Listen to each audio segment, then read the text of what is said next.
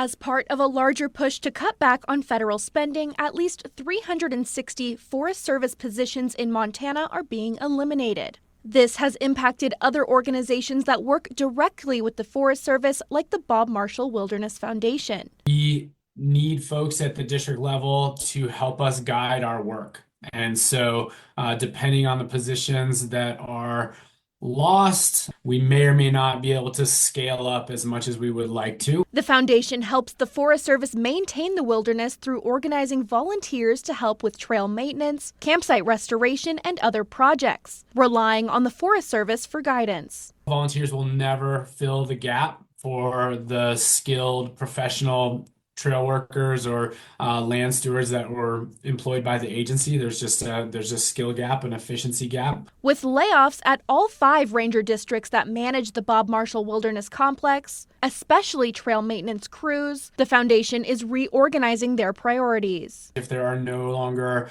trail crews, or trail crews are not spending as much time on the trail system, then maybe more mainline trails will require help from volunteers. While there may be more opportunity and need for volunteers, organizing those trips requires funding. In order to deliver volunteers in the field and do the work that we aim to do, there's a cost associated with that. It's a cost to, hire the crew leaders and put them through training and make sure they're all geared up. Over half of the foundation's anticipated funding is frozen. And with the uncertainty of how much the mainline trails will be maintained by the remaining Forest Service, the foundation has postponed the release of their summer volunteer schedule, holding roughly 40 volunteer projects. It is still uncertain of how much the Bob Marshall Wilderness and other wildernesses will be impacted by the Forest Service layoffs. But the Bob Marshall Foundation is restructuring and adapting to continue their efforts maintaining the Bob. We would not be pursuing our mission if we didn't do everything we could to put some